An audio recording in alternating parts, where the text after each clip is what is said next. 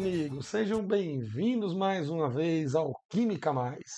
Eu sou o professor Marcos Filho e estamos juntos aqui para mais uma revisão de Enem em nosso canal. Estaremos aqui trazendo um compilado de questões com assuntos importantes, com temas pertinentes e muito recorrentes nas últimas edições do Enem. Antes de começarmos, meus amigos, eu quero pedir a todo mundo um favor. Se você achar que este canal, que este vídeo, que este conteúdo é de qualidade, se ele atende às suas expectativas, se ele atende às suas necessidades, eu gostaria de pedir que você curta, que você compartilhe com seus amigos e que você se inscreva em nosso canal. Dessa maneira, o algoritmo do YouTube irá entender, irá perceber que este conteúdo é confiável e de qualidade, e dessa maneira eu vou conseguir atingir ainda mais pessoas, ainda mais estudantes em nosso Brasil. Então vamos lá, meus amigos. Vamos começar aqui pela nossa primeira questão, a questão que vai tratar um pouquinho aqui de química orgânica e as suas propriedades. Ele vai dizer assim, ó: uma das doenças que mais causou mortes no Brasil foi a dengue. Uma de suas formas mais letais é a dengue hemorrágica, necessitando inclusive de fazer a proibição de AAS, que é o ácido acetil salicílico, pois ela acelera o processo da dengue hemorrágica. No seu lugar, recomenda-se utilizar paracetamol ou dipirona. Então ele traz aqui as moléculas orgânicas do ácido em questão, do paracetamol e da dipirona. Os medicamentos citados acima apresentam as seguintes estruturas químicas. Então vamos jogar aqui para a gente achar a alternativa verdadeira. A gente vai poder fazer aqui uma grande revisão dentro de química orgânica e também das suas partes, que são as propriedades. A primeira letra diz assim, ó: o ácido acetilsalicílico apresenta as funções ácido carboxílico e éter. Vamos lá ver, meus amigos, repare só. Aqui na molécula do ácido, que é a primeira que ele trouxe, nós encontramos esse grupo funcional aqui em cima. Meus amigos, é um dos grupos orgânicos mais importantes, não podemos nos dar o luxo de esquecê-lo. Você tem aqui, note, uma carbonila, um grupo C-O, ligado a uma hidroxila. Lembrando que a gente dá o nome de carbonila, observe aqui, ó, a gente dá o nome, deixa eu pegar o apontador aqui, fica melhor, pronto. A gente dá o nome de carbonila, ou a ligação C-O, e a gente dá o grupo OH, o nome de hidroxila. Quando você tem a hidroxila ligado ao carbono de uma carbonila, nós temos, portanto, a função que é chamada de ácido carboxílico. Repito, uma das funções mais importantes de toda a química, ácido carboxílico.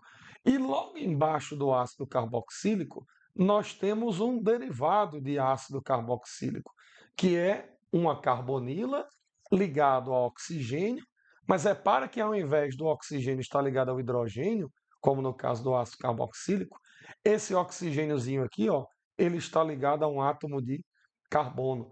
Então, na verdade, você tem esse grupo funcional, que eu vou colocar ele aqui embaixo. Ó.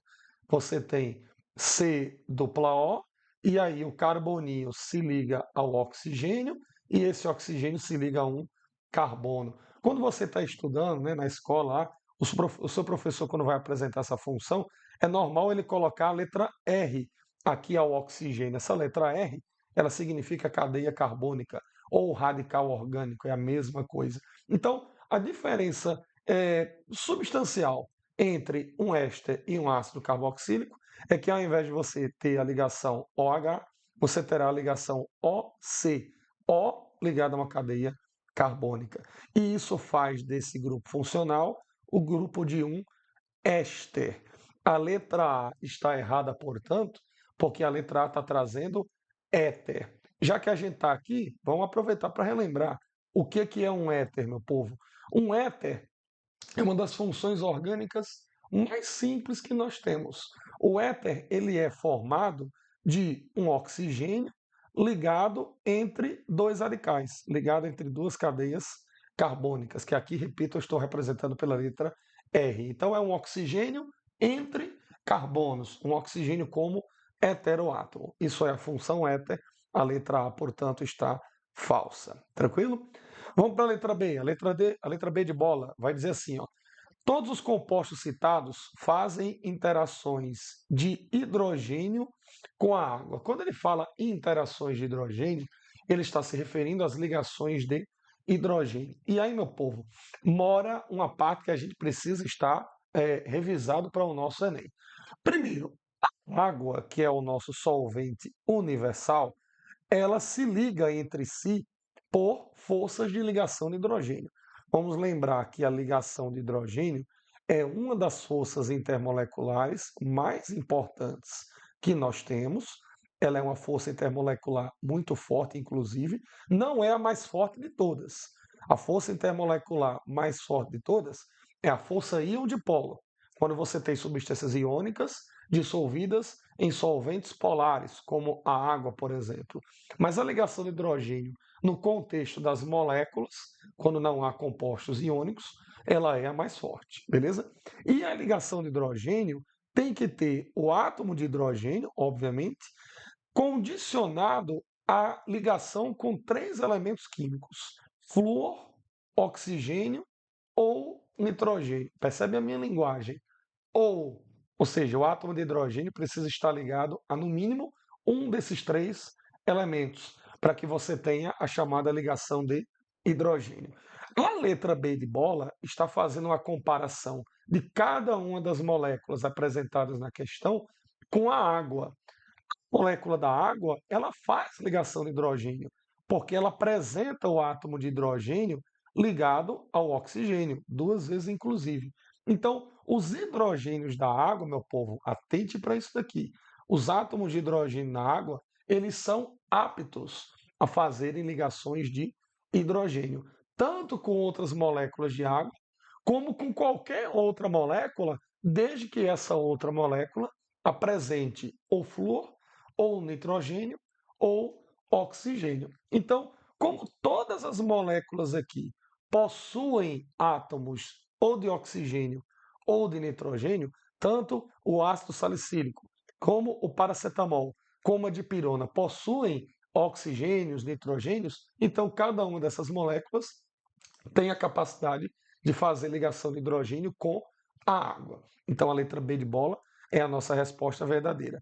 Mas fique atentos a uma coisa: se ao invés de na letra B ele estivesse perguntando assim, ele estivesse afirmando assim, as três moléculas fazem ligações de hidrogênio entre si, ou seja, se ele não falasse da água, se ele deixasse para que você respondesse que haveria ligação de hidrogênio entre as próprias moléculas de forma individual, aí eu teria que observar em cada molécula aquilo que eu observei na molécula de água. Se o átomo de hidrogênio está se ligando ou a flúor, ou a oxigênio, ou a nitrogênio. Você repare, deixa eu pegar aqui o apontador, fica mais fácil de todo mundo ver. Se você observar, aqui na molécula do AAS, eu tenho aqui no ácido carboxílico o H ligado diretamente ao oxigênio. Então, as moléculas de ácido acetilsalicílico fazem ligações de hidrogênio entre si. Ponto. No paracetamol, a mesma coisa. Nota que eu tenho o hidrogênio se ligando diretamente ao oxigênio e ainda tenho aqui o hidrogênio ligado ao nitrogênio. Bastaria ter um deles. Então, na molécula do paracetamol, a mesma coisa. Você tem ligações de hidrogênio entre as moléculas do paracetamol, ou seja, paracetamol interagindo com outra molécula de paracetamol por ligação de hidrogênio. Por quê? Porque eu tenho o H ligado a um dos três elementos que a gente já sabe. Já na molécula da dipirona sódica, repara que eu não tenho nenhum átomo de hidrogênio se ligando diretamente nem a flúor, nem a oxigênio e tampouco a hidrogênio. Então, nessa estrutura da dipirona sódica, as moléculas da dipirona sódica entre si, elas não realizam ligações de hidrogênio. Então, mais uma vez, eu deixo essa possibilidade aqui, fazendo essa ressalva. Se na letra B de bola ele não tivesse fazendo menção à água, tivesse fazendo menção apenas às moléculas entre si, eu teria que procurar a ligação de hidrogênio em cada uma delas. E a dipirona sódica é uma molécula que entre si não faz ligação de hidrogênio. Mas como ele colocou a água aí no caminho, ou seja, você vai comparar a água interagindo com o ácido acetilsalicílico, depois a água interagindo com o paracetamol, depois a água interagindo com a dipirona sódica. A água, nós já vimos que os dois hidrogênios dela são capazes de fazer ligação de hidrogênio, tanto com a água como com qualquer outra molécula. Qual é a explicação? Porque na molécula de água, o hidrogênio se liga ao oxigênio. Então ele é, vamos dizer assim, um hidrogênio em outro patamar. Ele é um hidrogênio capaz de se ligar fortemente, fazendo uma interação intermolecular bem intensa, beleza? Então, por este motivo, somente pelo fato dele ter colocado a água aqui no meio da jogada, é que a letra B de bola está correta, beleza? Mas vamos ver por que as outras não estão corretas. Vamos ver qual é o errinho delas. Letra C vai dizer assim, ó. O grupamento hidroxila do paracetamol proporciona característica básica ao composto. Olha que distrator malandro, sacana esse daqui, meu povo. Ele quer fazer você confundir a basicidade lá de compostos inorgânicos com de compostos orgânicos. Como assim, professor? Por exemplo, quando você está lá na química inorgânica, a química, né, dos minerais, etc e tal, você tem hidróxido de sódio, NaOH. Composto que termina com OH é um composto básico, porque vai liberar OH-, etc e tal. Hidróxido de alumínio, AlOH3, a mesma coisa. Composto que termina com OH da fórmula, ele vai liberar OH-, o composto é básico. Na química orgânica, a teoria que rege acidez e basicidade não é muito bem a teoria que rege os compostos inorgânicos. Para a gente identificar ácido e base na química orgânica, a gente precisa utilizar outras teorias, teoria de Bronst-Lowry e algumas vezes a teoria de Lewis. Para a gente não perder muito tempo nessas situações, etc e tal, até porque quando a gente restringe acidez e basicidade para a química orgânica, nós temos que nos preocupar apenas com três funções, três compostos orgânicos. Que compostos são esses? Vamos colocar aqui. Isso aqui que eu vou falar vale só para a química orgânica, que é o que está sendo posto aqui na questão. Na química orgânica, meus amigos, serão ácidos, serão compostos ácidos, duas funções. Quem são? O ácido carboxílico, o próprio nome da função já tem, né, a palavra ácido, e o fenol. O fenol. Esses dois compostozinhos aqui, eles são compostos ácidos, belezinha? Só para a gente esclarecer, ácido carboxílico a gente já viu aqui, que tem no ácido acetilsalicílico, e o fenol, você tem ele aqui, por exemplo, aqui na molécula do paracetamol, o grupo hidroxila, ele está ligado diretamente a um carbono aromático. Isso daqui é um anel aromático, ciclo hexagonal, não é obrigado a ter apenas carbono nesse ciclo hexagonal, pode ter um nitrogênio ali, muito bem, mas ele tem que possuir ressonância. Como é que a gente identifica rapidamente esse fator da ressonância? Ligações simples e duplas, alternadas e intercaladas em torno do ciclo. Então, isso daqui, por exemplo, é a função fenol. Então, ácido carboxílico e fenol são ácidos na química orgânica. Eles vão liberar H+, por exemplo. E na química orgânica ainda, quem que serão as bases? Ou melhor, quem que será a base? Afinal de contas, só teremos uma função, que são as aminas. As aminas. Aminas, meu povo, são funções que vão apresentar uma derivação da amônia. O que é amônia, hein? Amônia é NH3, concorda? É NH3, usado, né, muito na agricultura. Para você fazer com que a amônia se transforme numa amina, no composto orgânico, basta remover um dos átomos de hidrogênio da amônia por uma cadeia carbônica qualquer, que eu vou chamar aqui de R. Então, na amina, você tem o nitrogênio se ligando a uma cadeia carbônica, se ligando a um outro carbono, com ligação simples, belezinha? Tem outra função que é bem parecida com a amina, que eu também vou aproveitar aqui a questão para relembrar com vocês, que é essa daqui, ó, presente inclusive no paracetamol. Ó. Essa funçãozinha aqui, ó, você tem o nitrogênio ligado a uma carbonila, ligado a um C-O.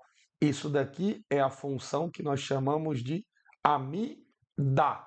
Amida. Só como efeito de comparação, aqui na dipirona sódica, você tem aqui, ó, observe, nitrogênio se ligando a carbono com ligação simples. Isso daqui seria uma amina. Um pouquinho mais embaixo, já que a gente já está aqui, né?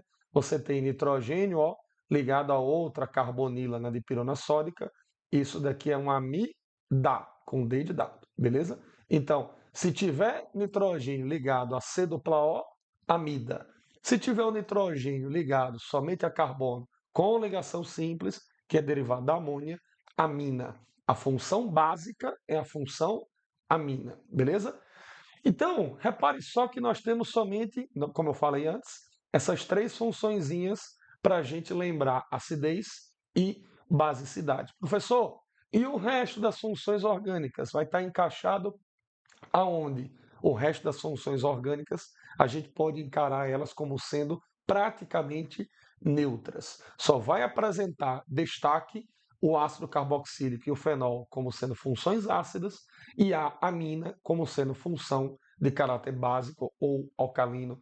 São termos sinônimos. Então a letra C de casa erra quando diz que o paracetamol, né, a hidroxila do paracetamol, apresenta característica básica.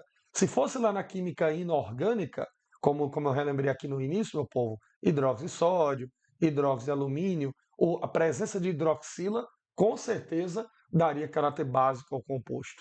Mas isso é na química inorgânica. Na química orgânica, isso não é verdadeiro. Muito pelo contrário. A hidroxila aqui do paracetamol, como ele faz parte da função fenol, ele vai ter característica ácida. E já que a gente está aqui, né, não custa nada relembrar, característica ácida significa que o pH é menor do que 7. Beleza?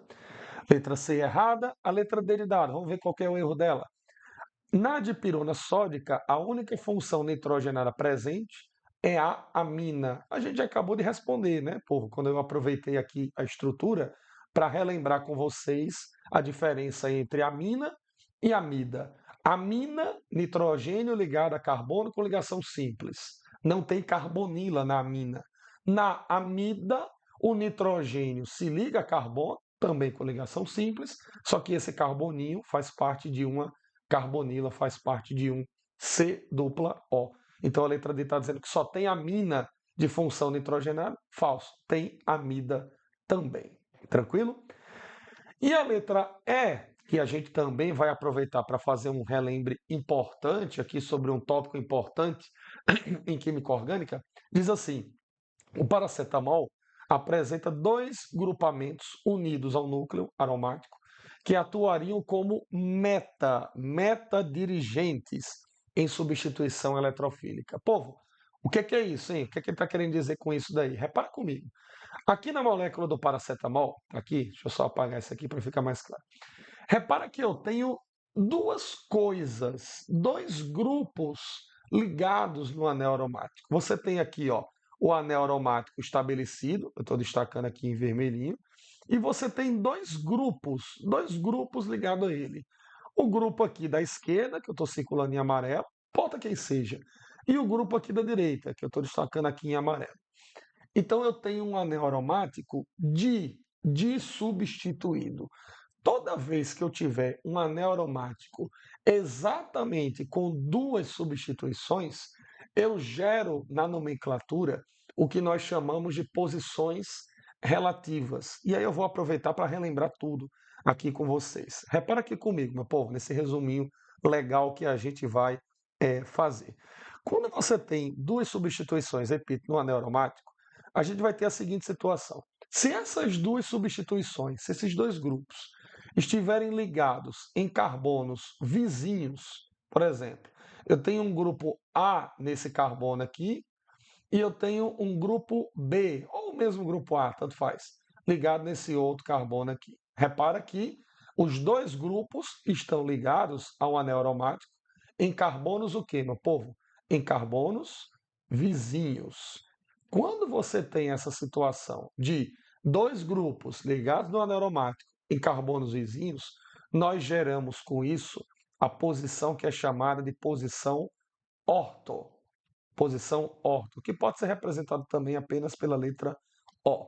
Posição orto no anel aromático, então é quando você tem dois grupos que se ligam no anel aromático, mas se ligam em carbonos vizinhos. E quando eu digo carbono vizinho, não é obrigado a serem exatamente esses dois, pode ser esses aqui também, ó. Eu posso ter um grupo ligado aqui e outro grupo ligado aqui também, são carbonos vizinhos, beleza? Então a melhor forma da gente lembrar de grupo orto, de posição orto, melhor dizendo, é carbonos vizinhos. Não importam se está lá em cima, se está na diagonal, direita, não importa.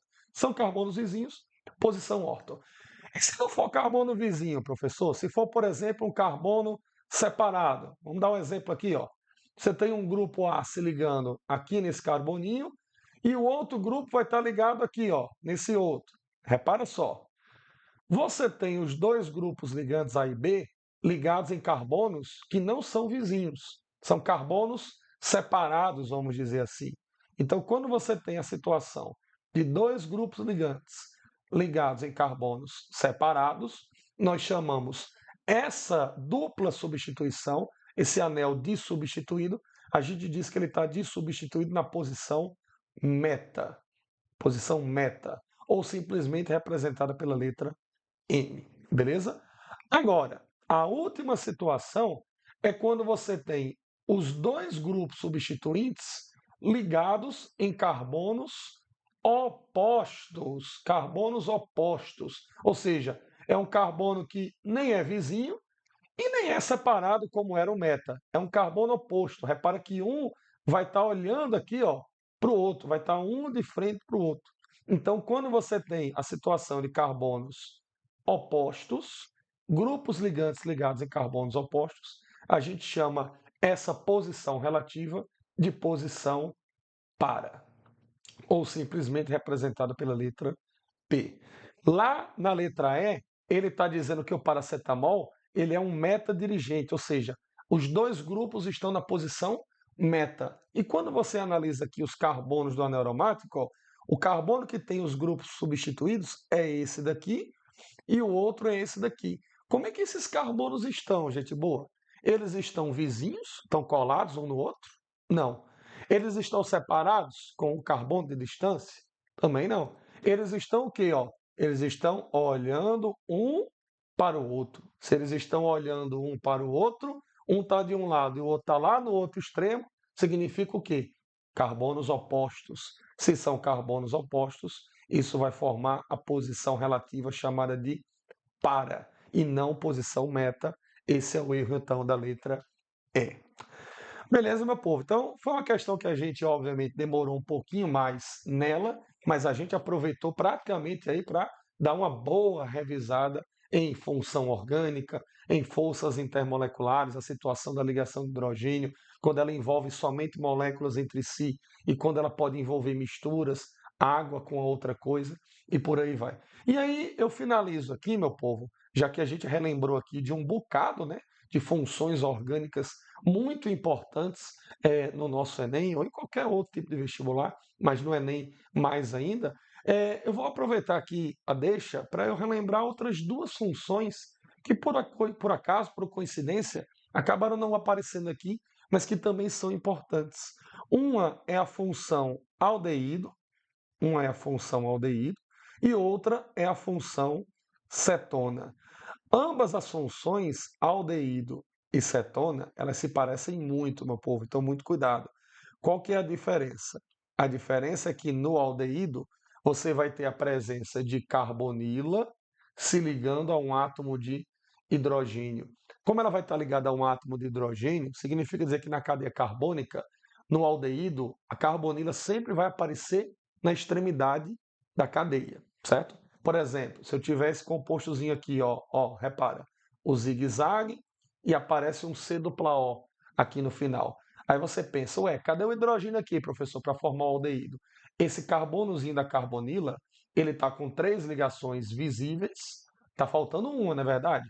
Então essa uma ligação, ela é feita com átomo de hidrogênio que não precisa aparecer. Então, pelo fato dele estar ligado a hidrogênio, olha onde é que a carbonila aparece, sempre na extremidade da cadeia. Isso daqui é um aldeído, beleza? Já a cetona, a carbonila, ela precisa estar entre carbonos. Se ela vai estar entre carbonos, então não tem possibilidade na cetona da carbonila aparecer na extremidade da molécula, ou seja, ela vai estar sempre na parte do meio, na parte interna da molécula orgânica. Beleza, meu povo? Então essa foi a nossa primeira questão da nossa revisão. A gente aproveitou para fazer um balanço geral na química orgânica. Vamos avançar aqui, meu povo. Questão de número 2. Questão também bem interessante, vai mudar um pouquinho o assunto. Diz assim: há décadas, os fogos de artifício têm sido utilizados em festas e comemorações. As diversas colorações são obtidas quando se adiciona sais com íons metálicos à pólvora. Por exemplo, para que se obtenha cor verde, são utilizados os sais de cobre, enquanto que para a cor vermelha utiliza-se o estronço e até sal de cozinha para se obter a coloração amarela. Então, é assim que a gente obtém, por exemplo, cores diferentes lá nos fogos de artifício, postes de iluminação. Quando são LED, você tem ali uma cor branca, né? Mas quando chega, por exemplo, época de Natal, ou até mesmo aqueles postes mais antigos de iluminação pública, tinha uma cor amarelinha, né? Significa que eles colocavam um sal ali que possuía um cátion e que quando esse cátion recebesse energia elétrica, ele sofreria algum processo que mostrava a cor amarela, no caso é o sódio. A gente não precisa ficar, obviamente, decorando qual elemento é de qual cor, mas a gente vai precisar dominar aqui, e aqui a gente vai relembrar isso, como que acontece esse processo de emissão de luz, como que um elemento, uma substância salina, vai receber energia e como que ela vai liberar luz na cor visível, né? Interpretada pela gente por uma cor. Aí ele vai dizer, o princípio básico dos fogos pode ser explicado pelo modelo atômico de Bohr, pois... Meu povo, o modelo atômico de Bohr, cientificamente falando, ele não é o modelo mais correto. Não é, longe disso. Mas ele é um modelo que foi, assim como os outros, ele foi essencial na descoberta ainda mais profunda da matéria, da atomística, para que se chegasse nas conclusões relevantes que nós temos hoje. O modelo atômico de Bohr pode ser resumido por essa figurazinha aí. Você tem um núcleo, aqui exagerado no desenho, ele na verdade seria bem menor, e você tem aqui na eletrosfera, na região, né, ao redor do núcleo, uma organização em camadas eletrônicas, em níveis de energia. Se a gente chamar de camadas eletrônicas, né, uma expressão bem antiga, a gente vai usar as letras K, L, M, aqui eu coloquei só 3 para representar as camadas. Quando a gente chama essas camadas de níveis de energia, que é um outro termo sinônimo, aí a gente pode chamar de nível 1, nível 2, nível 3 e assim por diante. Esses níveis de energia, de maneira resumida, simplificada, eles possuem energias intrínsecas a eles, energias essas responsáveis por fazer o elétron permanecer em órbita, ao invés de ir de encontro ao núcleo, colidir com o núcleo. Então, cada nívelzinho desse, meu povo, apresenta uma quantidade fixa de energia. Eu vou usar aqui as letras para representar K, L, M, que é como estão aqui no desenho. Repara que comparando essas três camadas aqui, a camada K ela é a mais curta. Então, para o elétron dar uma volta aqui, vamos assim dizer, ele vai precisar de uma certa energia X. Já na camada L, repara que o raio é maior. A órbita L ela é mais ampla. Então, para o elétron dar a mesma volta na camada L, ele vai precisar de mais energia. Vai precisar gastar mais energia. Afinal de contas, tem um caminho maior a percorrer. Então, a energia da camada L, por ser uma camada maior, ela vai dar mais energia ao elétron. Então, ela é uma camada mais energética. E assim por diante.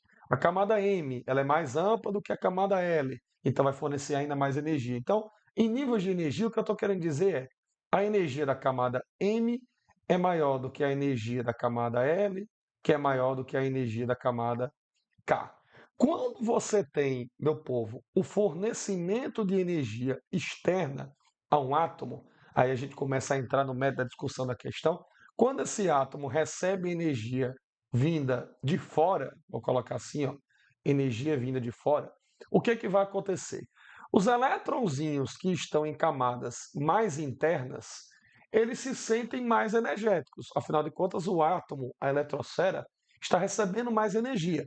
Então, todos os elétrons das camadas ficaram mais energéticos. Então, eles vão querer o tempo todo mudarem para camadas posteriores, para camadas maiores. Quando eles fazem esse processo de mudança de camada, a gente chama isso daqui de salto energético. É um salto energético representado pelo elétron. O elétron só vai saltar energeticamente para uma camada maior porque ele está absorvendo energia vindo de fora. Então, eu vou dizer assim, esse passo de número 1 que a gente explicou aqui, ó, ele é um passo em que você tem o átomo ou a eletrosfera, tá no mesmo? O átomo absorvendo energia. O átomo absorve energia e aí o que é que acontece? Um elétron de uma camada interna salta para uma camada mais externa, beleza? E aí, o próximo passo e último seguinte vai ser exatamente o contrário. Por quê? Porque essa situação leva momentaneamente a um processo de instabilidade naquele elétron. O elétron não é daquela camada posterior, o elétron é de uma camada inferior. Então ele vai querer o mais rápido possível, isso que eu estou explicando aqui em detalhes e tal, acontece em frações ali de segundos, não dá para piscar o olho. O elétron vai querer voltar para a sua camada de origem, voltar para onde ele estava, e aí quando ele faz esse processo, deixa eu colocar aqui em verdinho, fica mais claro. Quando ele faz esse processo de volta, aquela energia que o átomo recebeu de fora, ele vai colocar essa energia agora para fora na forma de luz natural. Beleza? Eu digo luz natural porque é um processo que acontece devido a recebimento de energia externa. Então o átomo recebe energia de fora, o elétron salta para uma camada maior, no retorno desse elétron, logo no próximo milionésimo de segundo, aquela energia que foi absorvida, ela é colocada para fora sob a forma de luz, que muitas vezes é uma forma de luz visível, vai se apresentar para a gente em forma de cores, beleza? Então, o segundo e último passo, que eu vou colocar aqui, ó, passo de número 2, vai ser o átomo ou a eletrosfera, tanto faz, liberando energia, liberando energia na forma de luz para a gente ver e admirar. Beleza? Então, se eu for perguntado, se eu for questionado, esses dois passos aí precisam acontecer, né? É o processo, no caso aqui, de volta para a camada inferior que o átomo vai liberar luz. Tem que acontecer esses dois passos, meu povo. Tem que acontecer o primeiro passo, o átomo receber energia de fora, o elétron saltar, e tem que acontecer o passo seguinte, o elétron voltar e o átomo liberar, expulsar aquela energia que ele recebeu. O momento em que essa luz é liberada é no momento 1 ou no momento 2? É no momento 2. É no momento 2 em que a luz é liberada. É no momento em que o elétron vai ou ele volta. É no momento que ele volta para a sua camada de origem. Beleza? Então eu vou procurar nas alternativas alguma que tenha isso daí, ficando sempre esperto para possíveis distratores. Porque ele pode querer muito bem induzir você ao erro, querendo fazer você acreditar que a saída de luz, a liberação de luz pelo átomo, vai acontecer quando a energia é absorvida pelo átomo. Não, a energia precisa ser absorvida, é óbvio, é verdade, mas a luz só vai ser retirada quando o elétron voltar para sua camada original. A gente, quando procurar nas alternativas algo parecido, a gente vai encontrar na letra D de dado. Repara, os elétrons dos íons metálicos absorvem energia e saltam para níveis mais externos. E ao retornarem para níveis internos, emitem fótons, ou seja, pacotes de energia que a gente entende como sendo luz. A luz é, na verdade, um conjuntinho de pacotes de energia com coloração característica. Ou seja, a letra D de dado, ela descreveu passo a passo os dois processos que precisam acontecer. O que é que tem que acontecer com o átomo? A chegada de energia. E o que é que acontece com o elétron quando essa energia chega? O elétron salta, ele vai voltar e na volta ele emite luz. Beleza? Então, letra D de dado, nossa resposta aí. Essa é uma das principais aplicações no cotidiano da teoria atômica de Niels Bohr. Beleza, meu povo? Vamos para a questão de número 3 aqui. Vamos brincar um pouquinho de cálculos químicos para adoçar nossa vida. Vai dizer assim: a atividade de garimpo de ouro em áreas indígenas e em rios da região amazônica tem sido amplamente noticiada nas imprensas nacional e internacional, devido ao avanço indiscriminado dessa atividade. Lembrando, né, que a atividade do garimpo deixa metais pesados, como mercúrio, no solo, e isso traz uma série de prejuízos para a área atingida. Além de extensos impactos ambientais, tal prática é muito prejudicial à saúde dos próprios trabalhadores, assim como da população ribeirinha em geral, uma vez que o mercúrio utilizado na extração do ouro pode se acumular nos tecidos de peixes que são consumidos por essa população, o que resulta em uma série de doenças neurológicas, podendo também levar à invalidez e até mesmo ao óbito. Segundo especialistas, concentrações maiores do que 7 vezes 10 elevado a 6 mols de íon mercúrio Hg2+, é o íon mercúrio, por litro de sangue, são classificadas como exposição significativa ao mercúrio inorgânico. Então ele está dizendo o seguinte, meu povo, quando a concentração de mercúrio no sangue atinge a dose de 7 vezes 10 elevado a menos 6 mol por litro de sangue, nós temos aí um problema grave a se resolver. Aí ele vai. Sabendo-se que um indivíduo com 80 quilos de massa corporal tem um volume médio de sangue de 6 litros, ele deu essa informação aí, né? Sabe-se que tem 6 litros. Acabei engolindo ali o ponto final. Sendo 200 gramas por mol a massa molar do mercúrio, qual é a massa de íons mercúrio em miligramas no corpo do referido indivíduo para que esteja sob exposição significativa de mercúrio? Ou seja, meu povo, ele deu uma contextualização aí séria, importante, mas a questão ela vai se centrar mesmo nos cálculos químicos, né? Você vê aí que apareceu mol, apareceu massa molar, e, meus amigos, não tem outra. A gente consegue fazer tudo isso sem decorar nenhuma fórmula, apenas fazendo análise de unidades e estabelecendo proporções. Repara nisso que eu escrevi aqui já em verde. Ele diz que cada litro de sangue eu vou ter essa quantidade aqui de mercúrio para que eu tenha uma exposição grave, uma exposição significativa. Só que ao mesmo tempo, ele disse que a pessoinha lá em questão, o indivíduo, né, apresenta 6 litros de sangue no seu corpo. Ora, se a dose para ter uma taxa perigosa de contaminação de mercúrio é de 7,10 a menos 6 mol para cada litro de sangue, então como é que eu vou calcular a quantidade de mercúrio que está no sangue desse indivíduo, que está contaminando esse indivíduo?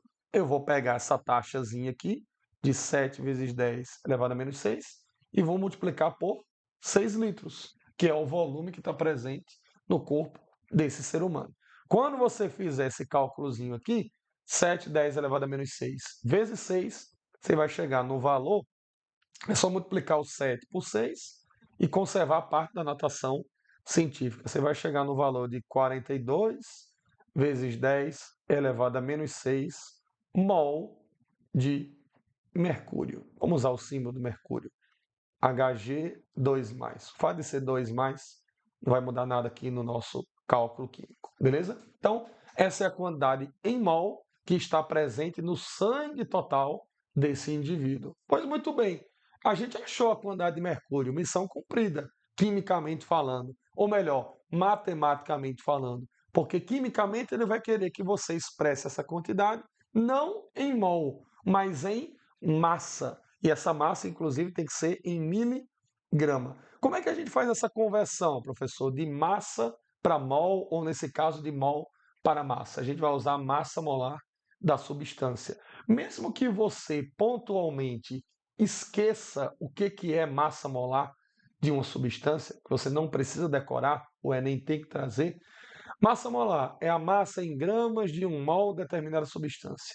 Mesmo que eu esqueça disso daí, se eu prestar atenção na unidade, eu vou saber o que fazer. 200 gramas por mol. O que significa isso, meu povo? Que a cada 1 mol de mercúrio, eu vou ter uma massa de 200 gramas. É a leitura da unidade sendo utilizada para estabelecer proporção.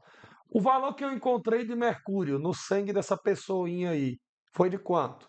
42 vezes 10 elevado a menos 6 mol. Então eu boto aqui embaixo de 1 mol, fica mol embaixo de mol, bem bonitinho, como deve ser. Ficou feio. Mol de mercúrio. E eu acho a massa igual a X que eu vou obter neste caso. Beleza? Está montada a minha regrinha de 3. Na verdade, eu fiz duas contas de proporção, né? Quando eu multipliquei por 6 aqui o volume, a concentração por 6, isso era um cálculo de concentração, é um cálculo de proporção. E quando eu montei aqui a regra de 3 química, para chegar na massa correspondente a esse número de mol, isso também é cálculo de proporção. Fazendo a continha aqui bonitinha, você vai ficar aqui meios pelos extremos, 1 vezes x dá x, e aí você vai ter 42 vezes 10 a menos 6, que multiplica 200. 42 vezes 200, isso daqui vai dar 8.400.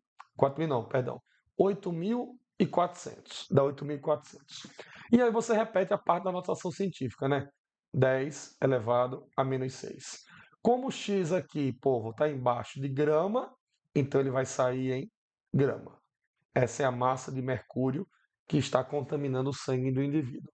Matematicamente, vamos transformar esse valor aqui da dezena de milhar, vamos transformar ele para um valor mais enxuto.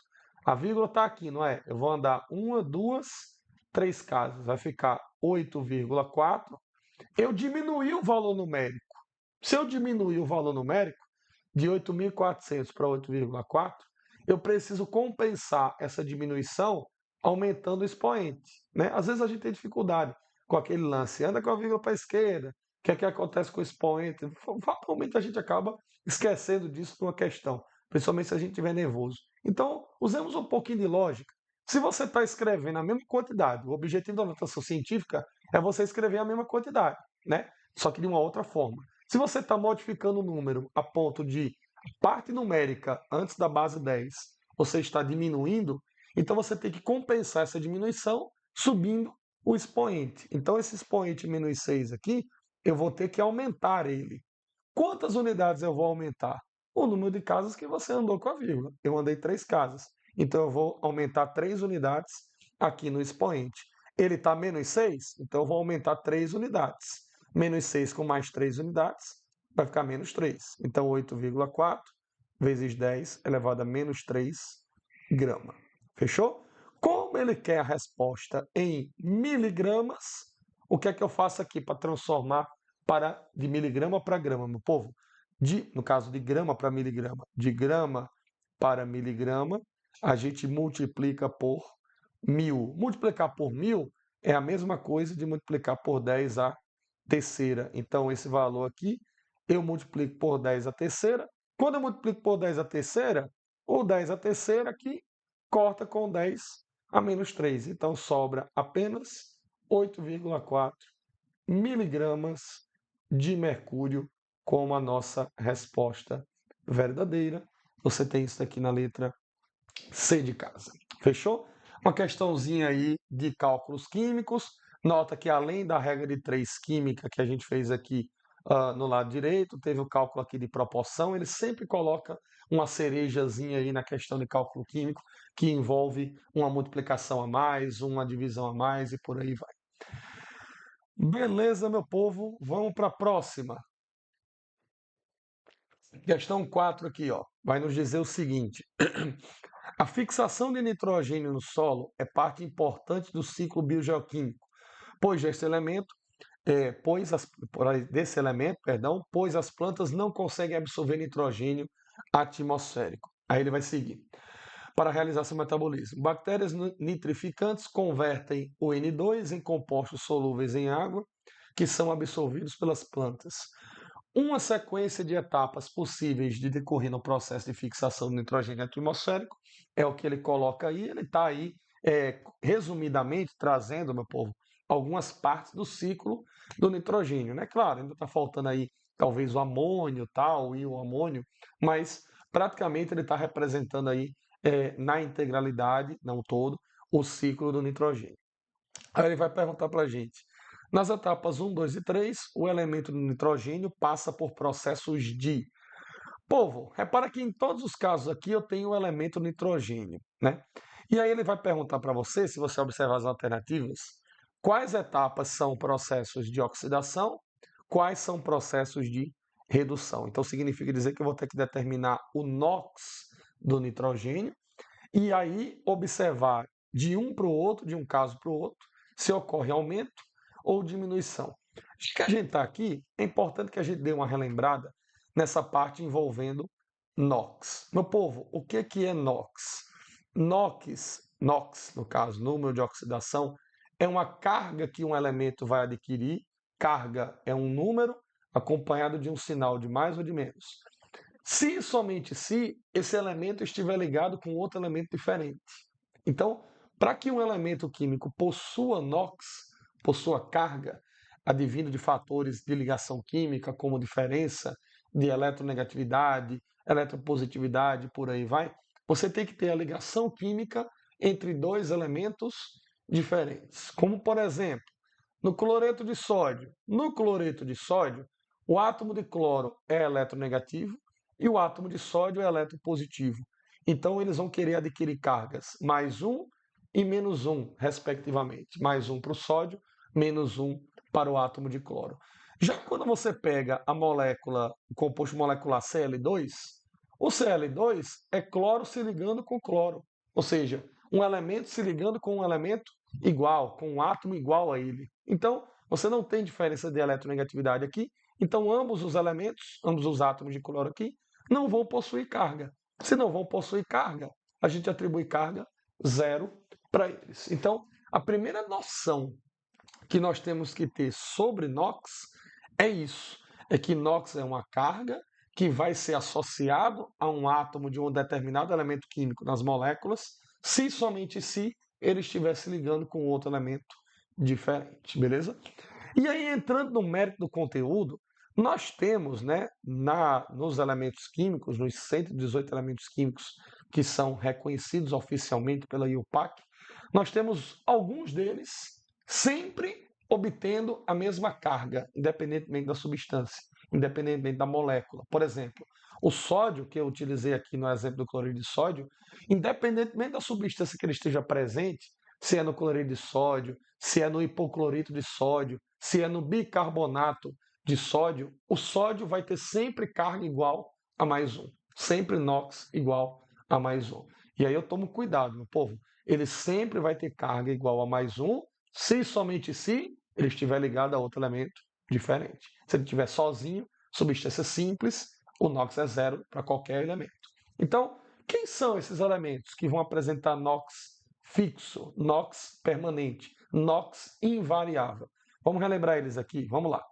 Primeiro, elementos da família 1A, ou grupo 1 da tabela periódica, mais o metal prata, eles apresentarão carga igual a mais 1. Elementos químicos do grupo 2, ou família 2A, vou chamar aqui de grupo 2, certo? Eu vou usar a denominação grupo. G1 para grupo 1 e G2 para grupo 2. Juntamente com zinco e cádmio, eles apresentam NOx igual a mais 2. O alumínio apresenta NOx mais 3. Hidrogênio e oxigênio, que são casos bem recorrentes. Hidrogênio é mais 1, oxigênio é menos 2. Tem exceção, né? Hidrogênio pode aparecer na forma de hidreto, oxigênio pode aparecer na forma de peróxido, mas via de regra, casos gerais, os do Enem, você tem mais 1 e menos 2 para o oxigênio. E eu destaco ainda um outro, meu povo, que é bem sutil. Elementos do grupo 17 da tabela periódica são chamados de halogênios. Halogênios. Quando esses halogênios forem terminais, o que significa isso? Halogênios terminais. Halogênios no final da fórmula, escritos no final do composto, no final da fórmula. Você tem carga menos 1 para eles. No exemplo do sal de cozinha que eu coloquei aqui, ó, você tem uma situação dessa. O cloro, ele é um elemento halogênio. Os halogênios da tabela periódica, vamos colocar eles aqui: flúor, cloro, bromo, iodo e astato. O cloro, flúor, bromo e o iodo são os mais recorrentes. O astato quase nunca aparece. Então, quando um desses elementos aparecer no final da fórmula, você vai associar carga menos 1 para eles. Por isso que neste composto NaCl, o cloro tem NOx -1, beleza? E aí, meu povo, todo o restante dos elementos químicos que não se encontram aqui, eles vão ter NOx variado, vão ter NOx mudando, dependendo do composto em que eles estejam. Então, esses elementos possuem sempre o mesmo NOx em qualquer tipo de molécula, desde que eles estejam ligados a outros elementos diferentes. E os outros elementos que aqui não estão, repito, vão variar o seu valor de NOx de substância para substância. Note que o nitrogênio, que faz parte aqui do alvo da questão, ele não está entre esses elementos que a gente citou. Então, o nitrogênio, dependendo da molécula em que ele esteja, ele pode apresentar diferentes valores de número de oxidação. Vamos lá então, vamos determinar quem são esses valores. No caso aqui, ó, o N2, vamos colocar aqui separadinho, certo, meu povo? N2, que é a primeira substância aqui do ciclo do nitrogênio que ele está colocando para a gente. N2 é N ligado a N, nitrogênio ligado a nitrogênio, um elemento ligado a ele mesmo. A gente viu que para ter NOx, para ter carga, o elemento precisa estar ligado a um outro diferente. Se ele estiver ligado a ele mesmo, um átomo ligado a um átomo do mesmo elemento químico, a carga vai ser zero. Então, o NOx do nitrogênio no N2, no gás de nitrogênio, vale zero. Belezinha? Seguindo aqui o barco, meu povo. Na amônia, no NH3, vamos lá. Eu vou calcular o NOx do nitrogênio aqui, certo? Então, o nitrogênio, eu não sei quem é o NOx dele. Se eu não sei quem é o NOx, eu vou chamar de X. O hidrogênio, que está fazendo ligação com o nitrogênio, portanto, ele vai ter NOx, tem NOx fixo. Qual que é o NOx fixo do hidrogênio? Mais um. Então, vou colocar mais um aqui para o hidrogênio, que é o NOx dele. Como eu tenho 3 átomos de hidrogênio, vai dar um total de mais 3. E daí? Como é que isso daí vai me ajudar a chegar no NOx do nitrogênio? Gente boa, o NH3, nota aqui, ó, NH3, ele é uma molécula. Não tem nenhuma carga aparecendo no NH3. Diferentemente aqui do NO2- e do NO3-. Nós já vamos falar sobre esses caras. Mas o NH3 é uma molécula. Por que ele é uma molécula? Porque não tem carga aparecendo nele. Se não tem carga aparecendo nele, a gente vai fazer o quê para determinar o NOx do nitrogênio? A soma dos NOx dos elementos em uma molécula sempre vai valer zero. Afinal de contas, a molécula ela é neutra. Então, o que eu estou dizendo é a soma do NOx do nitrogênio, que eu chamei de X, mais a contribuição dos hidrogênios, que é mais 3, essa sominha vai ser igual a zero. Então, você cria uma equação matemática de primeiro grau para poder chegar no valor de oxidação do nitrogênio, que nesse caso aqui eu jogo 3, passo 3 para outro membro, ele vai ficar menos 3. Então, menos 3 é o número de oxidação do nitrogênio aqui na amônia. Menos 3 aqui, no N2 a gente já tinha calculado como sendo zero. Facinho? Os últimos dois aqui, ó, repara, NO2- é o íon nitrito, NO2-. Lembre, eu quero calcular o NOx, a carga do nitrogênio. Então, eu vou chamar nitrogênio de X. O oxigênio tem um NOx -2 para ele, que é o NOx fixo. Como são 2 átomos de oxigênio, dá um total de -4. Então, o que é que eu vou fazer aqui? Vou criar uma equação matemática que vai ficar o quê? X do nitrogênio somado com o -4. Na verdade, é uma soma de um número negativo. Vai ficar negativo, né? Vou logo colocar o menos. -4 dos oxigênios. Isso daqui vai ser igual a quanto? Lá na amônia, quando eu fiz o resultado matemático para ela, a gente igualou a zero. Por que a gente igualou a zero? Porque era uma molécula. Mas o nitrito, o NO2, repara que ele tem uma carga negativa, né, em cima dele. Então significa dizer o quê, meu povo? Que ele é um íon. Ele é um íon chamado de ânion. E quando você tem íons, a soma dos NOx dos elementos desses íons vai ser igual à carga do íon. Qual que é a carga aqui do íon nitrito? Não é 1 menos? Não é 1 a carga negativa? Então aqui a gente iguala a -1, beleza? Você vai ficar com x igual -1 e o mais 4, vai voar do outro lado com sinal contrário. Isso daqui vai ser igual a mais 3. Então, o nitrogênio ele tem carga mais 3 aqui no íon nitrito, no íon NO2-. Beleza? E a última substância que eu vou calcular o NOx do nitrogênio, meu povo, é o íon NO3-, que nós chamamos de íon nitrato. Nota que também é um íon. Ele tem carga aparecendo nele. Se ele tem carga, então ele é chamado de íon. O que que muda quando você tem o íon? A soma dos NOx tem que ser igual ao valor da carga do íon e não mais a zero, como se fosse uma molécula. Então aqui você vai ter, mais uma vez, X para o nitrogênio, você não sabe o NOx dele, não tem NOx fixo. O oxigênio, você sabe que é -2, você vai multiplicar por 3 para dar -6. Então o resultado aqui vai ser a soma de X somado com -6, que fica negativo, -6, igual ao valor da carga do íon. A carga do íon é -1, né? NO3- é NO3 1-. Então, igual a -1. Passa o 6 para o outro lado, vai com o sinal trocado. -1 com mais 6, o x vai dar mais 5. Mais 5, portanto, é o estado de oxidação do nitrogênio, e para ele é o estado de oxidação máximo, já que ele é do grupo 15 da tabela periódica, a família 5A, ele atinge o seu ápice com oxidação mais 5. Então, meu povo, a gente pode julgar aí, na verdade? A gente pode julgar os processos que irão ocorrer aí em cada etapa desse processo. Na etapa 1, você tem o nitrogênio saindo de NOx 0 para NOx -3. Isso daí é uma redução. Diminuiu o NOx, reduziu. Na etapa 2, você tem ele saindo de -3 indo para +3. Ele está aumentando o valor da carga. Isso nós chamamos de oxidação. E na etapa de número 3, né, na etapa 2 foi a oxidação. Na etapa de número 3, você está ele saindo de +3 indo para +5. Isso daqui também é uma oxidação, beleza? Então você tem redução, oxidação e oxidação. Isso está presente na letra C de caracol. Beleza? Fique esperto aí nessa parte de inox. Isso daí, a presença tem sido presença marcante no Enem, principalmente nos últimos anos. Vamos lá, vamos para a questão 5 aqui. Vamos ficar aqui com calor, vamos respirar termoquímica aqui. Ele vai dizer: o etanol pode ser obtido, etanol que tem aquela fórmula ali condensada, C2H6O, pode ser obtido no laboratório por meio da hidratação do etileno, conforme a equação. Repara que é uma equação bem simples, né? Só tem 3 substâncias, 2 reagentes e um produto. Considere as equações de combustão a seguir. Ele deu 2 reações de combustão aqui, né? Já com os valores de ΔH de cada uma delas.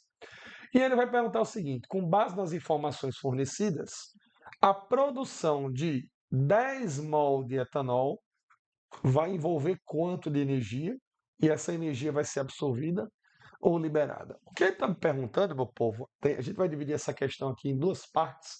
A primeira parte aqui tem que ficar muito clara para a gente quando a gente bate o olho no texto, quando a gente bate o olho nas simbologias. Repara quantas equações químicas você tem aí sendo escritas. Você tem 3 equações. Você tem essa equação aqui de cima, que ele falou que é a formação do etanol, e você tem essas 2 equações, ó, aqui embaixo. Dessas 3 equações que ele te forneceu, somente uma delas não tem o ΔH, que é essa reação aqui de cima. Então, o meu objetivo número 1 vai ser chegar no valor dessa reação aqui em cima. Reação essa que nós chamamos quimicamente de reação global, beleza? Então, quando você tem esse tipo de sistemática, várias equações, 3, 4, 5, não importa, várias equações sendo fornecidas, e apenas uma delas não tem o ΔH, você vai ter que descobrir o valor dessa reação que não tem o ΔH, usando a metodologia de lei de Hess. Lei de Hess é uma forma matemática indireta, né, com o uso de atribuições matemáticas, para que você chegue no valor do calor absorvido ou liberado por determinada reação química. O que é que nós temos que fazer, meu povo? Primeiro, a gente tem que identificar logo quem é a reação global. A reação global, repito, é sempre aquela que não terá o ΔH, no caso essa daqui de cima. E aí você vai, eu chamo isso daqui, eu costumo ter um pequeno trocadilho para fazer a gente entender de maneira um pouco mais leve, didática isso daqui. Eu costumo dizer que a reação global ela é o seu aparelho de GPS. Antigamente, né, quando as pessoas iam viajar para cidades que elas não conheciam, né, ela colocava lá o aparelhinho GPS e tal, do tamanho de um tabletzinho no carro, botava lá o endereço e aquela voz, né, bonita lá, tal, daquela moça apresentando, né, vira direita, vira esquerda, etc e tal. Pois muito bem, o que é que isso tem a ver com química, professor? A reação global ela é seu GPS. O que é que o GPS faz? Ele manda e você obedece. A reação global é o teu GPS. A reação global vai mandar e você vai obedecer. O que que a reação global vai mandar? A reação global vai mandar duas coisas. Você vai olhar para cada substância na reação global e você vai analisar duas coisas, meu povo, só duas. Você vai analisar a posição de cada substância e você vai analisar também a quantidade de cada substância. Vamos lá, uma, sem pressa. Primeira substância da reação global. Quem que é? Vou até mudar de cor aqui e deixar bem colorido. C2H4. Qual é a posição e qual é a quantidade do C2H4, que é o etileno, na reação global? Posição. Só tem dois lados a reação global, ou qualquer reação, reagente e produto. No caso, ele está no reagente. Então, vou botar aqui R de reagente. E qual é a quantidade dele? Quantidade é o coeficiente estequiométrico, no caso 1 mol. Então a reação global está mandando você ter o etileno no reagente e na quantidade de 1 mol. Pois muito bem. O que você vai fazer agora com essa informação, com essa ordem, é descer aqui nas etapas que foram fornecidas, nas outras equações que lhe foram dadas, e você vai procurar essa substância, etileno, e vai fazer com que ela fique exatamente como a reação global está lhe mandando, no reagente e com 1 mol. Vamos lá, vamos procurar aqui onde é que está o etileno. Onde está o etileno nas etapas aqui? Está na primeira ou na segunda? Está aqui na primeira, vou marcar com a mesma cor. Ele está no reagente? Está no reagente, lado esquerdo. Ele está na quantidade de 1 mol? Está na quantidade de 1 mol. Então, ele está exatamente como a reação global mandou ele estar. Então, essa reação de número 1 aqui, essa equação de número 1 que ele me forneceu, eu vou manter essa equação intacta. Por quê? Porque a substância que eu estou analisando está exatamente como é para ser. 1 mol e no reagente. Fechou? Próxima substância da reação global, meu povo. Atenta para essa dica aqui poderosa. Repara. A próxima substância aqui da reação global é a água, né? Como é que está a água? Reagente e na quantidade de 1 mol. Pois muito bem. Vamos procurar a água nas etapas fornecidas? Onde é que está a água? Acompanhe aqui, ó. A água está na primeira equação e a água também está na segunda equação. Repara que ela está em duas equações simultaneamente. Eu não vou ter que deixar ela no reagente da quantidade de 1 mol. Se ela está aparecendo em duas equações, significa dizer que eu vou ter que olhar, eu vou ter que interpretar, eu vou ter que prestar atenção em duas equações ao mesmo tempo. Isso é algo muito complicado. O ideal na lei de Hess, se possível, é a gente olhar uma equação de cada vez. Como a gente fez no caso anterior. Quando a gente analisou o C2H4, a gente não teve que olhar para as duas equações, né? A gente só teve que olhar para a equação número 1 aqui. Eu vou chamar isso aqui de reação número 1 e aqui embaixo reação número 2. A gente só teve que olhar para a primeira reação. Por quê? Porque o C2H4 só estava lá, mas a água não. A água está nas duas equações. Então, como é que eu devo proceder neste caso? Neste caso, você dá um jump, você pula essa substância, finge momentaneamente que ela não existe, vai analisar outra, porque essa outra que você for analisar, você vai ver se vai contar com a sorte de estar presente somente em uma equação. E aí você se livra de ter que analisar a água presente em duas equações. Vamos ver, vamos ver. Vamos pular a água, vamos dar uma de doido aqui, pular a água e vamos observar aqui a próxima substância da reação global, que é o etanol, C2H6O. Como é que a reação global está querendo o etanol? Como é que está a posição e a quantidade dele? Posição, repara que ele está no lado direito da setinha. Ele é produto E a quantidade, 1 mol. Então é assim que a reação global está mandando. Ela é teu GPS. Ela manda, você obedece. Então vamos procurar o etanol para deixar ele exatamente como a reação global quer. Onde que está o etanol aqui embaixo, meu povo? Ele está na primeira, está na segunda equação ou está nas duas equações, como foi o caso da água? O etanol está apenas na segunda equação. Então, ao analisar o etanol, ao ver se eu vou ter que ajustar, mexer alguma coisa, eu vou fazer a minha análise em apenas uma das equações. Não vou ter que estar olhando para duas equações ao mesmo tempo. Eu vou olhar apenas para uma. Como que vai estar o etanol aqui? Repara, o número de mol dele é 1, exatamente como está na reação global, mas repara que a posição aqui, ó, é o reagente. E na reação global, ele quer no produto.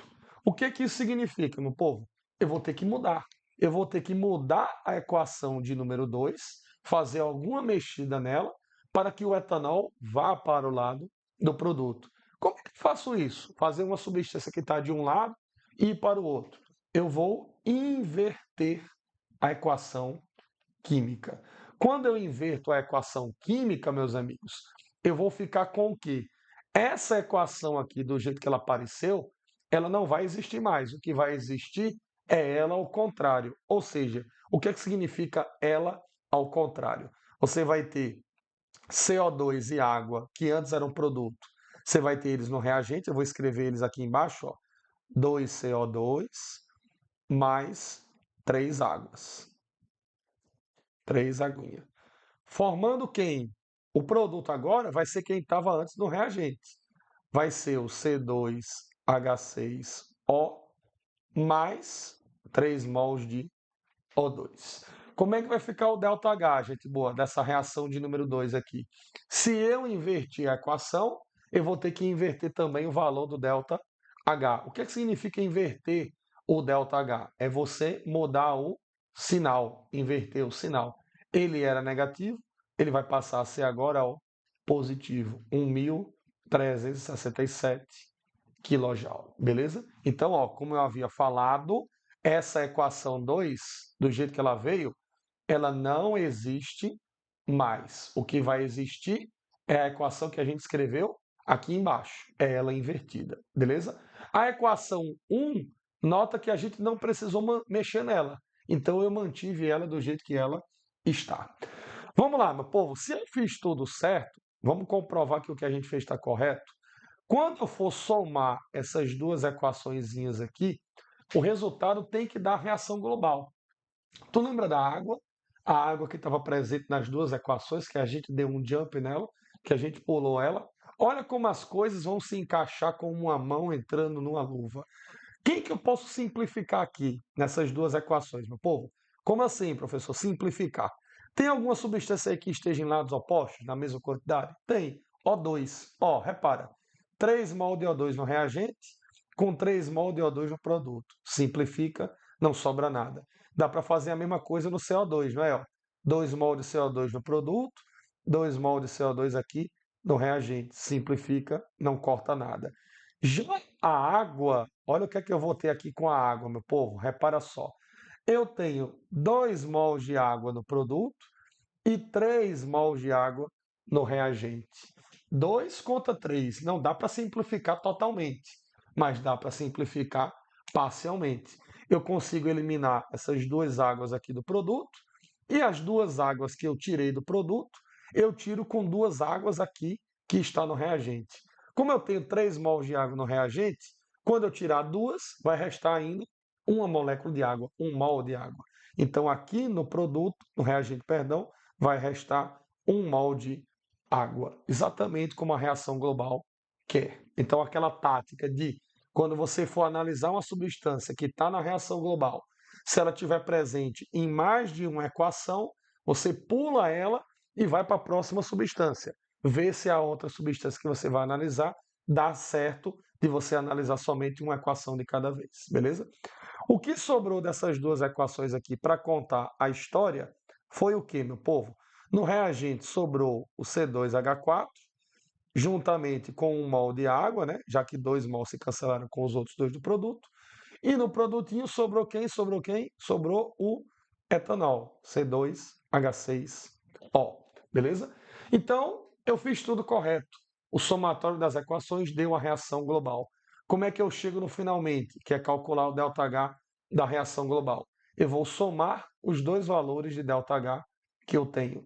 Menos 1.322 com mais 1.367. Lembrando, lei de Hess não é fórmula que você usa, é uma soma algébrica. Do mesmo jeito que eu somei as duas equações e o resultado deu a reação global, eu vou somar os dois valores de ΔH e o resultado vai dar o ΔH da reação global. Então você vai ter menos 1.322 somado com mais 1.367. Quando você fizer essa continha aqui, você vai chegar no valor de mais 45 quilojoules. Esse é o valor do ΔH da reação global, aquela reação que a gente queria lá desde o início calcular o ΔH.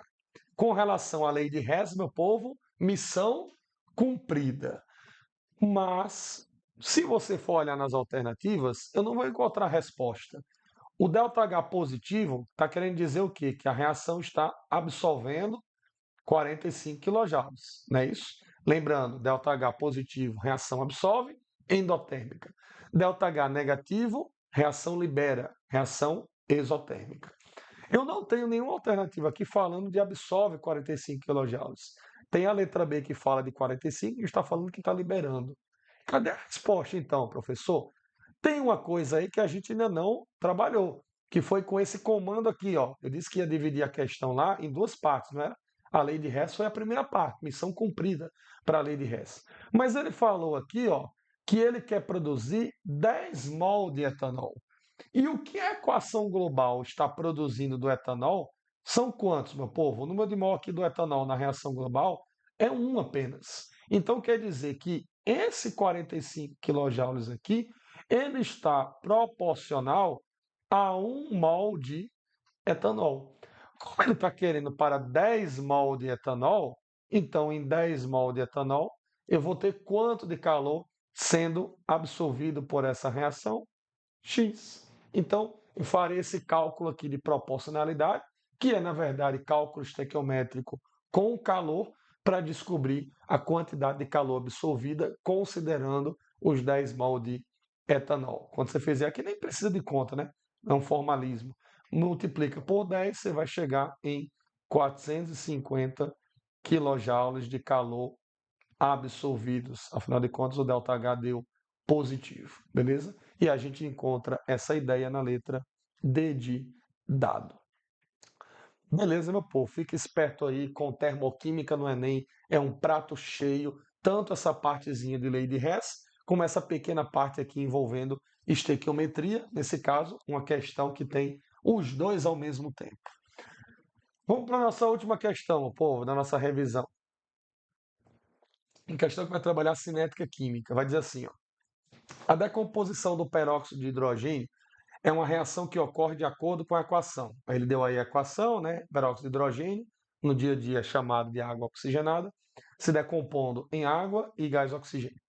Para estudar a cinética da decomposição do peróxido de hidrogênio, foram preparadas soluções com concentrações diferentes, as quais foram submetidas a diferentes temperaturas, sendo que em uma das soluções foi adicionado um catalisador. Já vamos falar sobre ele. A tabela apresenta diferentes condições a que as soluções foram submetidas e o tempo necessário para iniciar a decomposição. Repara então que ele fez 5 experimentos aqui.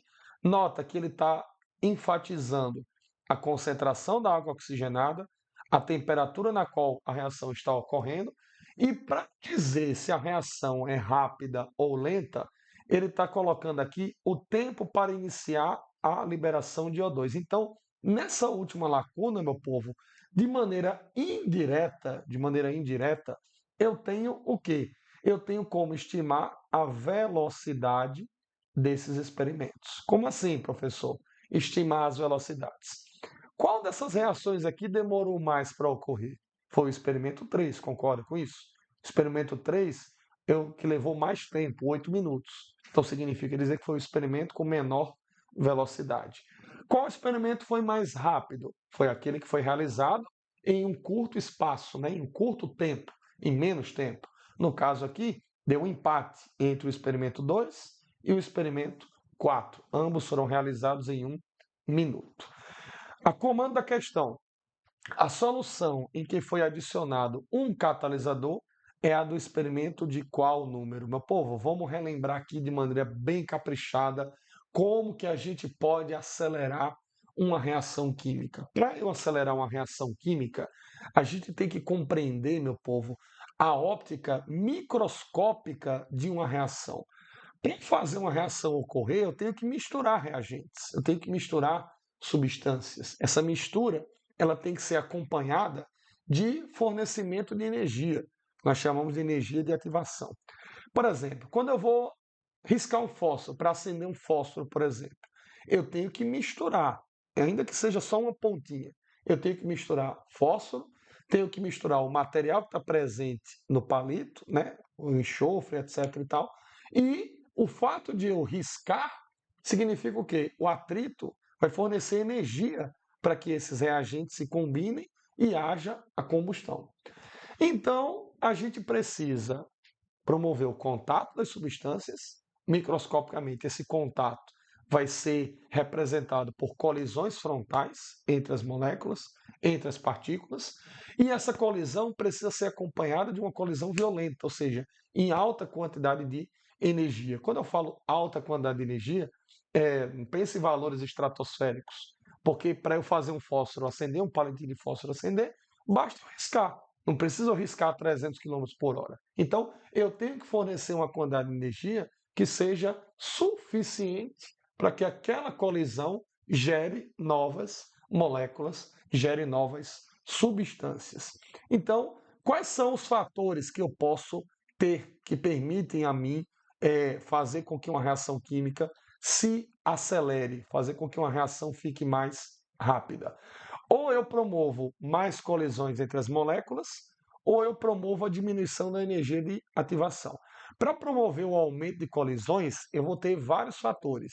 Entre eles, fator da temperatura, fator da pressão, o fator da concentração dos reagentes, o fator da superfície de contato, já vou falar sobre essa superfície de contato de uma maneira mais detalhada, superfície de contato, e um último aqui que eu não posso deixar de mencionar, que é a luz. A luz. Então, esses fatores aí, meu povo, quando você aumenta cada um deles, quando você aumenta a temperatura, aumenta a pressão, aumenta a concentração, aumenta a superfície de contato, aumenta a incidência de luz, as moléculas fazem isso. Elas se movimentam mais, consequentemente, elas vão colidir mais umas com as outras.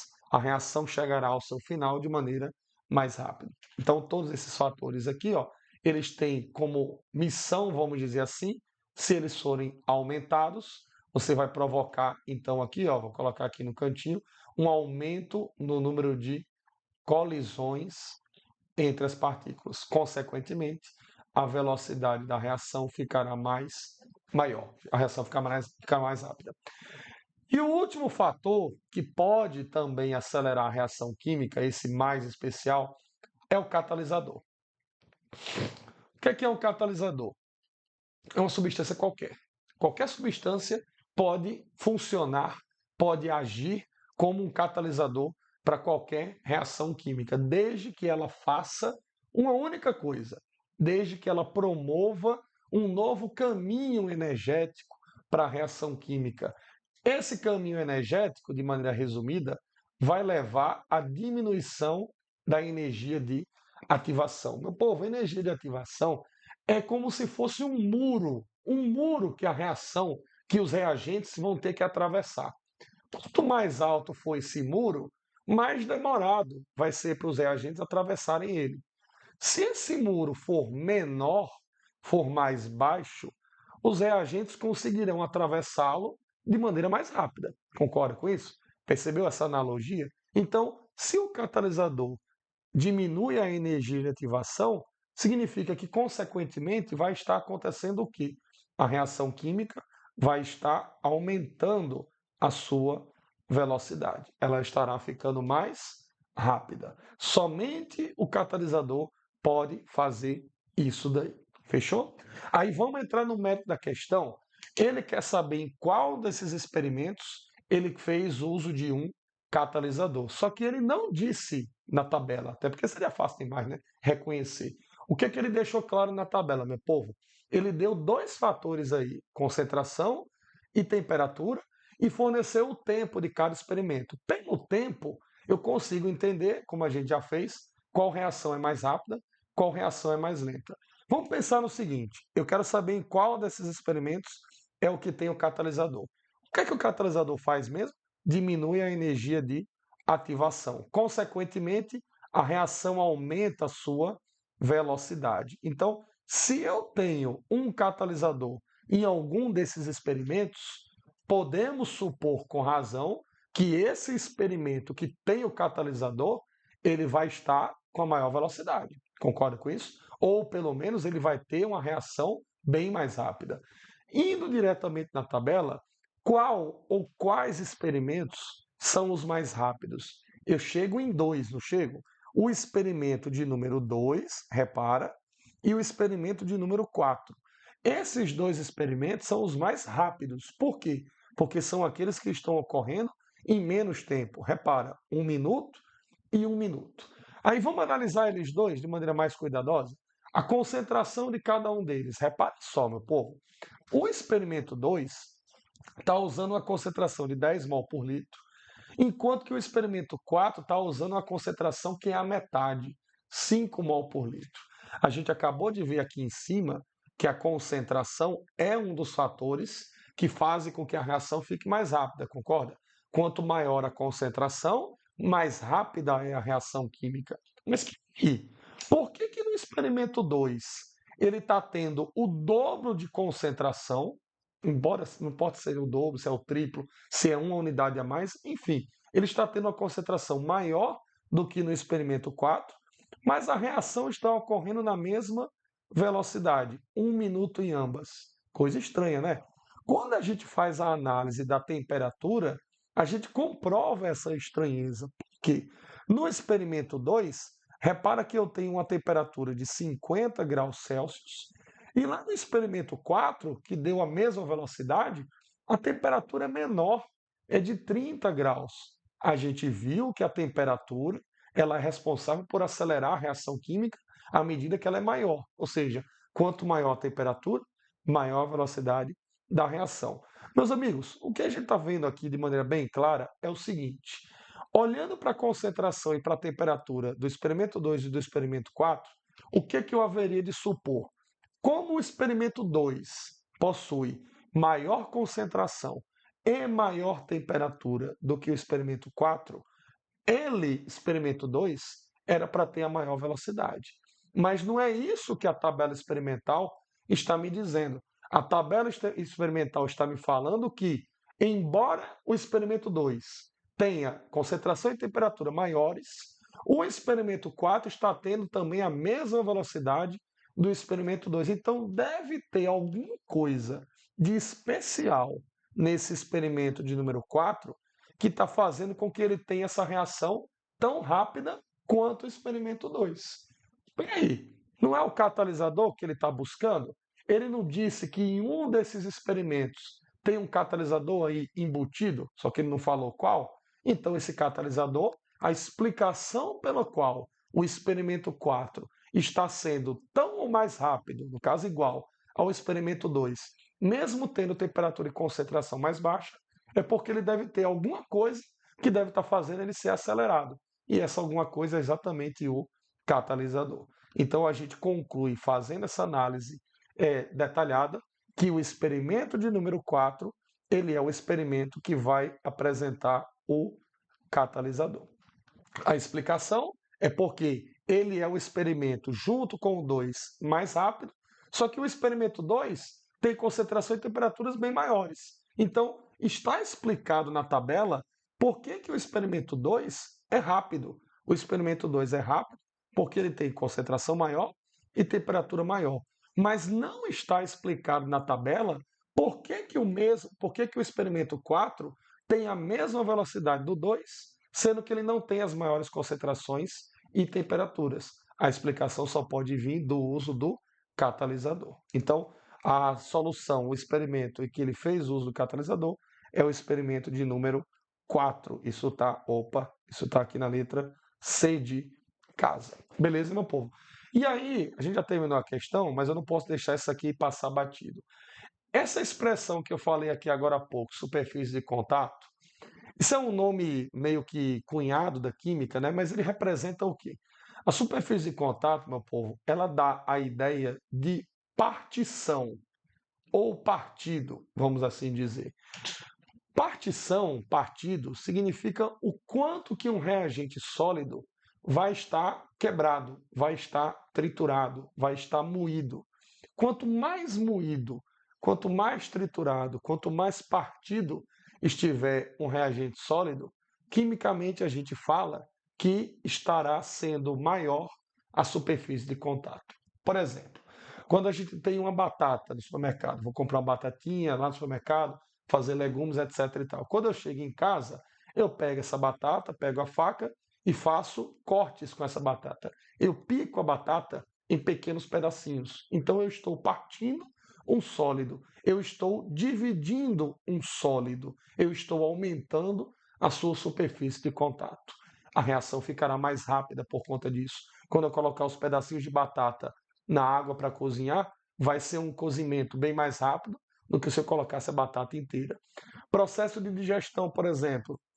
Um dos processos de digestão, e um dos mais importantes, é o ato de mastigar alimentos. Quando você mastiga alimentos, além de evitar o fato de você se engasgar com eles, você está quebrando as fibras alimentares nos dentes, é um processo físico, e você está partindo o alimento em pedaços menores.